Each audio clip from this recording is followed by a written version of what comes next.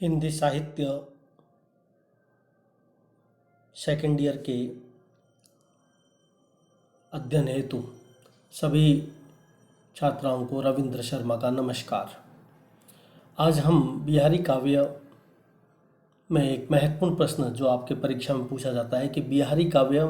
में गागर में सागर भराए, इस उक्ति को स्पष्ट कीजिए।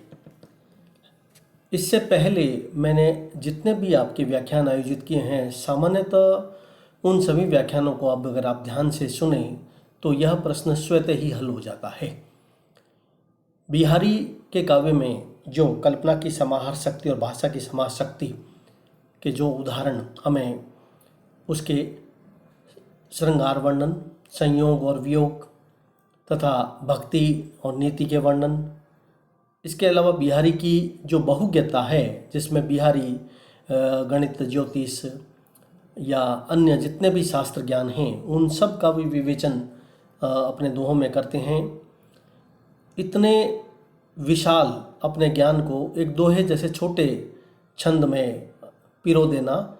यही बिहारी के काव्य में घाघर में सागर भरने की बात उक्ति चरितार्थ होती है। इस प्रश्न के उत्तर में सामान्यतः आप पहले के सभी व्याख्यानों को ध्यान में सुने एक तो उससे यह प्रश्न स्वतः ही काफ़ी हद तक हल हो जाएगा। फिर भी इस टॉपिक में मैं आपको बिहारी और उसके समकालीन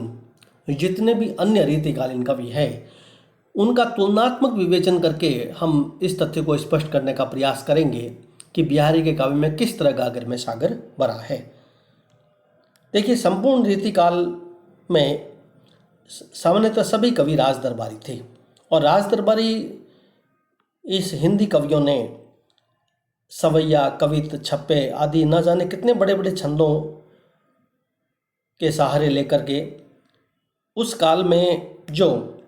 नायक नायिकाओं की रासलीलाएं या श्रृंगार के चित्रण, कामांगनी के चित्रण या अन्य जितने भी उन्होंने वर्णन किया है वे सभी उस सभी के लिए उन्होंने बहुत लक्षण ग्रंथ लिखे, बड़े बड़े छंदों को अपनाया, अलंकारों की योजना की। उसके कारण से वे इसमें सफल हो पाए। मतीराम, देव, रसखान, पद्माकर आदि ने सवैया कवित छंद के सौंदर्य और भाव को रूप प्रदान करने का प्रयास किया, किंतु संपूर्ण रीतिकाल में बिहारी ही एकमात्र ऐसे कवि हैं जिन्होंने दोहा जैसे छोटे से छंद में अर्थभाव और सौंदर्य को अप्रतिम प्रतिमा से चित्रित कर दिया था। प्रेम प्रसंग की चाहे कितनी भी विस्तृत क्रीड़ाएं हैं, बिहारी ने एक छोटे से दोहे में नायक नायिकाओं के संपूर्ण हाव भावों का चित्रण कर दिया। एक पूरे प्रसंग जिसके अंतर्गत कृष्ण से बातचीत करने के लालच में नायिका के द्वारा मुरली का छिपाना, कृष्ण जब राधा के द्वारा अपना मुरली को छिपाना, कृष्ण जब अपनी मुरली मांगते हैं तो सौगंध खाकर मना करना, कभी मुरली लौटाने की बात कहना, आंखों में हंसना, फिर मनाही करना आदि न जाने कितनी जो मुद्राएं होती है और संपूर्ण एक बातचीत जैसे लगता है कि हो रही है, किंतु बिहारी ने एक छोटे से दोहे में एक इस पूरी बात को उन्होंने प्रकट कर दिया। जब वे कहते हैं, बतरस लालच लाल की मुरली धरी लुकाए, सोह करे मोहन हंसे दैन कहे नटी जाए। संपूर्ण विवरण को इस दोहे में प्रकट कर देना वास्तव में पूरे प्रेम के सामाजिक बंधनों के टूटने का, यानी जो भी एक असंगति अलंकार जैसा समावेश है बिहारी ने अपने इस दोहे में कर दिया। और इसी कारण ऐसे ही कुछ अन्य दोहे भी हैं जिसके आधार पर बिहारी के काव्य में कहा जाता है कि एक छोटे से छंद में उन्होंने गागर में सागर भर दिया। जैसे उदाहरण के रूप में एक सामाजिक बंधन के टूटने, प्रेम में पारिवारिक जो अड़चने आदि, इन सब का वर्णन बिहारी इस तरह से बहुत संक्षेप में अपने दोहे में कर देते हैं। दृग ऊर्जत टूटत कुटुंब, चतुर चतुर चित प्रीति, परती गांठी दुर्जन ही है दई नहीं यह रीति। दोबारा इसको समझ लें। दृग ऊर्जत टूटत कुटुंब, जुरत चतुर चित प्रीति, परती गांठी दुर्जन ही है दई नहीं यह रीति। यदि हम अन्य कवियों से बिहारी की तुलनात्मक अध्ययन को देखें तो बिहारी सतसई के स्थान का निर्धारण भी एक प्रकार से किया जा सकता है इस गागर में सागर के माध्यम से। यदि हम सेनापति को लें, सबसे पहले मान लीजिए तो सेनापति अपने प्रकृति वर्णन के लिए बहुत प्रसिद्ध है रीतिकाल में। जितना हिंदी साहित्य में दूसरे किसी कवियों ने प्रकृति का वर्णन नहीं किया है, अकेले सेनापति ने उस प्रकृति वर्णन को सबको मिलाकर कर दिया है। सेनापति को रीतिकाल का प्रकृति चित्रण करने वाला एक सहृदय कवि कहा जाता है, लेकिन वास्तव में जहाँ सेनापति में देखें प्रकृति वर्णन में तो कई स्थानों पर आपको शब्दाडंबर और अकारण उसमें प्रकृति का विस्तार दिखाई देता है। लेकिन बिहारी ने अपने प्रकृति वर्णन में मर्म स्पर्शनी भाषा में एक अनूठी अनुभूति जैसे जगा दी हो। सेनापति ने ग्रीष्म को हेमंत, वर्षा या शिशिर बनाकर एक पेश किया, किंतु बिहारी ने अनुभूतियाँ तो अपनी भिन्न तरह से प्रकट कर दी है। और संपूर्ण ग्रीष्म की जैसे अनुभूतियाँ होती है वह केवल एक छोटे से दोहे में उन्होंने पूरी बात कह दिया, जो सेनापति ने अपने पूरे एक वर्णन उसके लिए उनको रखना पड़ा। जब सेनापति ग्रीष्म का वर्णन करते हैं तो एक पूरा प्रसंग वही ग्रीष्म का रख देते हैं, जबकि बिहारी एक दोहे में पूरा ग्रीष्म का वर्णन प्रकट कर देते हैं। जब बिहारी कहते हैं कि कहला ने एकत बसत अहि मयूर मृग बाग, जगत तो पवन शोक्यो दीर्घ दाग निकाग, यानी ग्रीष्म ऋतु की इतनी प्रचंडता है कि परस्पर एक दूसरे के शत्रु कहलाने वाले पशु भी किस तरह से आपस में बैठे हैं। कितनी प्रकृति वर्णन की कितनी बड़ी बड़ी बात को उन्होंने छोटे से दोहे में उन्होंने स्पष्ट कर दिया। बिहारी के समकालीन एक कवि है मतीराम सतसई की रचना की थी। मतीराम सतसई से हम बिहारी की यदि तुलना करें तो उसमें बिहारी सतसई अधिक श्रेष्ठ प्रमाणित नजर आती है। बिहारी सतसई में जैसा गठन या वाक वैदक गद्य गांभीर्यता मतीराम में वह नहीं दिखाई देती है। विरह की अधिकता देखकर सखियां शीतल उपचार करती है। वे विरह ताप को कम करने के लिए नायिका के उरोजों से कमल का स्पर्श कराती है तो कमल पुष्प ही झुलस जाते हैं। इस संपूर्ण जो वातावरण है, ये पूरा दृश्य एक प्रकार से बिहारी ने एक दोहे में उन्होंने स्पष्ट कर दिया। सखी करत उपचार अति परति विपति उरोज जुरसत और मनोज व्योम उरोज सरोज, यानी बिहारी अपने विरह ताप की अधिकता की अतिशोक्ति को कितना एक सामान्य ढंग से वर्णन कर देते हैं। यदि हम बिहारी के समकालीन किसी अन्य कवि को भी लें तो कोई भी कवि जिन्होंने, चाहे वह केशव, देव, पद्माकर, घनानंद आदि कोई भी कवि है, उन्होंने बहुत बड़े बड़े विशाल छंदों अलंकारों के माध्यम से अपनी बात को प्रकट किया, जबकि बिहारी ने आंख मिचौनी के खेल में ही ना सामान्य केवल दोहे को अपना करके ना नायक नायिका के संपूर्ण हाव भाव को उन्होंने चित्रण कर दिया था। यदि हम बिहारी के भक्ति से संबंधित दोहों को भी हम देखें तो उसमें भी घाघर में सागर दिखाई देता है। रीतिकाल के कई ऐसे कवि हैं जिन्होंने भक्ति का वर्णन जमकर किया है, किंतु बिहारी ने, यदि हम देखें बिहारी का एक दोहा कि जब माला छापे तिलक सरे न एको काम, मन कांचे नाचे वृथा सांचे राचे राम, यानी संपूर्ण आडंबरों का चित्रण, जनमानस में फैले हुई जो भक्ति से संबंधित जो एक बाहरी आडंबर है, और उन सब का चित्रण करते हुए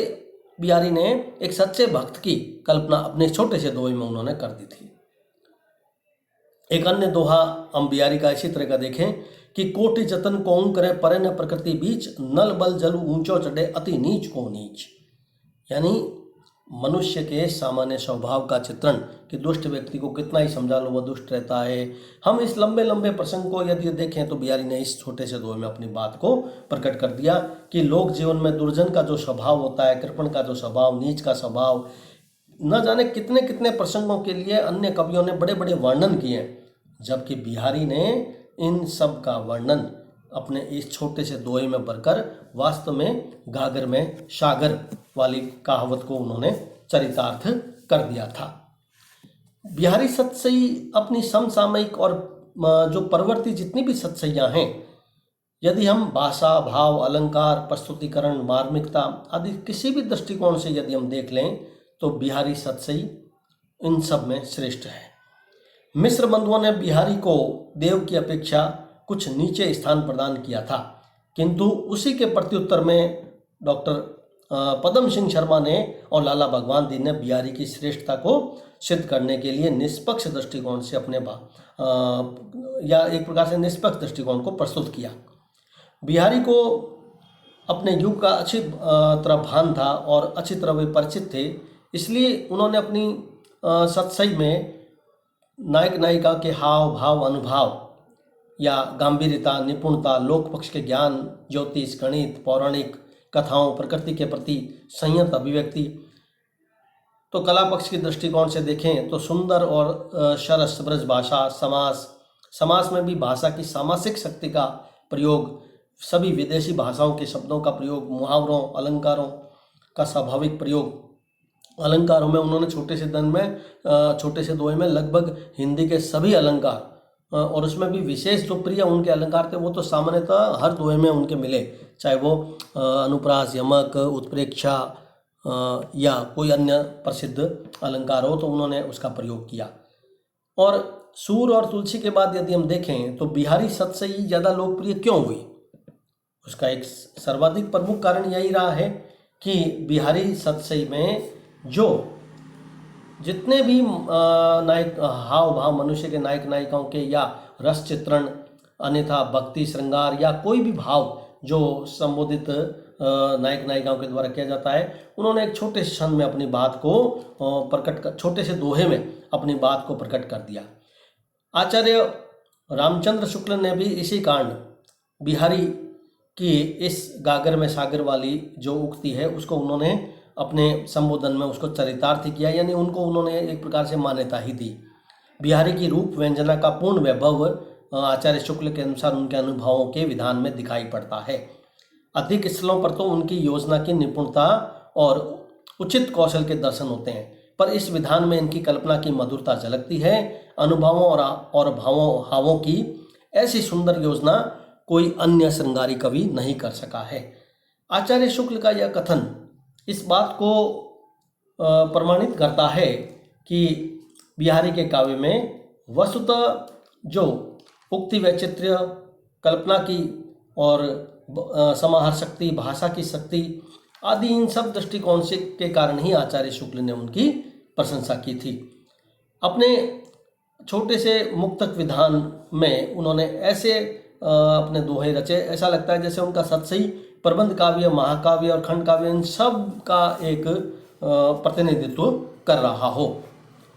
डॉक्टर पंडित पदम सिंह शर्मा ने इसी कारण बिहारी की इस गागर में सागर वाली जो उक्ति है उसका समर्थन में वे कहते हैं कि बिहारी सतसई को वे मक्खन की रोटी मानते हैं। पदम सिंह शर्मा बिहारी सतसई को मक्खन की रोटी मानते हैं, जिसे किसी भी ओर से खाओ वह मधुर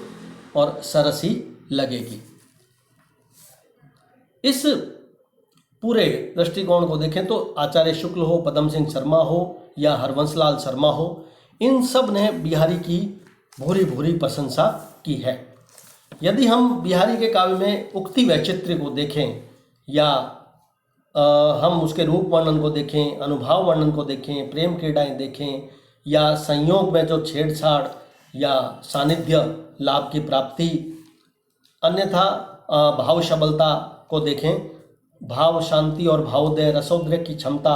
चंचल अनुभाव, इन सब दृष्टिकोण से बिहारी के कई पूरे यदि इन सब पॉइंटों के आधार पर देखें तो बिहारी के काव्य में वास्तव में गागर में सागर दिखाई देता है। केवल एक रस ही नहीं वर्ण सभी रसों की भावनाओं को उन्होंने विशेष रूप से प्रकट किया। और बिहारी के काव्य में जो उक्ति वैचित्र्य मिलता है, उसी उक्ति वैचित्र्य के कारण उत्कंठा और तीव्रता मिलती है उनके दोहों में, और साथ साथ में संकेत की प्रणाली के आधार पर बिहारी ने इस तरह से अपना पूरा वर्णन किया है कि उसी कारण से हरवंशलाल शर्मा जो बिहारी के प्रमुख एक उन्होंने शोध किया बिहारी पर, जिसमें उन्होंने बिहारी के इस गागर में सागर वाली उक्ति की प्रशंसा करते हुए उनको हिंदी का एक बहुत बड़ा कवि उन्होंने सिद्ध किया था। तो इस तरह से अन्य जितने भी मेरे द्वारा पूर्व में जो बिहारी के आपसे व्याख्यान आयोजित किए हैं, उसमें आप सभी व्याख्यानों को सुन करके उनके उदाहरण भी आप इस उत्तर में रख सकते हैं। चाहे वह कोई भी प्रश्न हो जिसका मैंने पहले आपके व्याख्यानों में जिसका जिक्र किया बिहारी संबंधित, उन सभी को आप ध्यानपूर्वक पढ़ करके इस गागर में सागर वाली जो उक्ति है उसके अंतर्गत आप उन व्याख्यानों को भी रख सकते हैं। अंत में हम यही कह सकते हैं कि बिहारी सतसई अपनी समसामयिक और प्रवर्ती सतसइयों के में भाव, भाषा, अलंकार, प्रस्तुतिकरण और मार्मिकता के कारण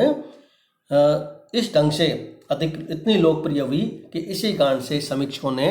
बिहारी के काव्य में घाघर में सागर मिलता है जैसी पंक्ति को कहना पड़ा था।